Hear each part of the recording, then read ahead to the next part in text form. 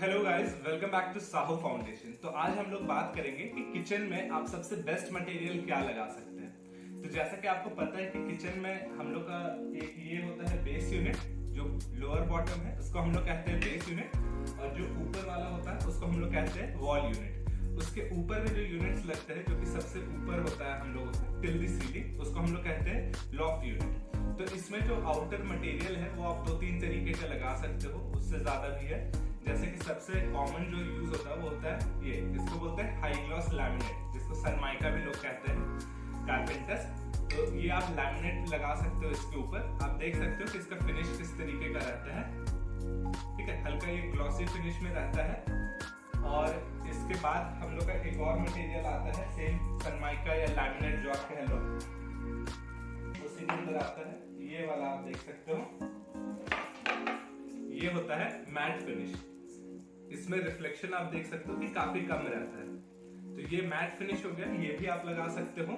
जैसा कि यहाँ पे हम लोगों का हाई ग्लॉस फिनिश लगा हुआ है, जो मैंने सबसे पहला यहाँ पे दिखाया, ये वाला लगा हुआ है। उसके बाद आप इसी के बाद आप जा सकते हो एक्रेलिक के अंदर।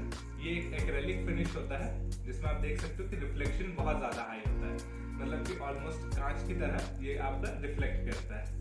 देख सकते हो इसमें जो भी बल्ब है और उसका जो रिफ्लेक्शन आ रहा है वो काफी क्लियर आता है। इसके बाद हमारा हो जाता है, जैसे ये एक्रेलिक का एक और सैंपल है, ये भी आप देख सकते हो, इसमें ज्यादा बेटर आपको समझ में आएगा। ये एक्रेलिक का सैंपल है, तो एक्रेलिक आप लगा सकते हो। इसके बाद हमारा होता है पीयू पेंट। तो ये पेंट का फिनिश होता है। पेंट में क्या होता है, इसमें स्प्रे पेंट लगता है और लगभग 9 लेयर का स्प्रे पेंट लगता है। इसके अंदर आप ग्रूविंग मटेरियल्स भी दे सकते हो, मतलब कि अगर आपका ऐसे बॉक्स इसमें ग्रूव बना हुआ रहेगा, वो सब डिजाइन भी दे सकते हो, और बहुत सारी चीजें पॉसिबल है। तो ये जो पेंट वाला फिनिश होता है, ये आपका सिर्फ एमडीएफ के अंदर ही पॉसिबल है। और एक्रेलिक को भी हम लोग ज्यादा एमडीएफ के अंदर ही सजेस्ट करते हैं, ताकि उसके अंदर वेव्स ना आए। इसके बाद आप चाहे तो लेकर्ड ग्लास में भी जा सकते हैं। लेकर्ड में आपको दिखला देता हूँ, इस तरीके का लेकर्ड ग्लास फिनिश होता है। तो ये ग्लास होता है और कांच ही होता है, एक तरह से आप बोल सकते हो। ये कांच होता है और अलग अलग कलरफुल कलर्स के अंदर आता है। तो ये भी आप किचन में लगा सकते हो। और किस तरीके से आपको बजटिंग इसका मैनेज करना है वो भी मैं आपको समझा दूं। जैसे सबसे जो लो बजट का होता है, सबसे इकोनॉमिकल जो बजट हमारा होता है, वो हमारा होता है आपका मैट फिनिश वाला।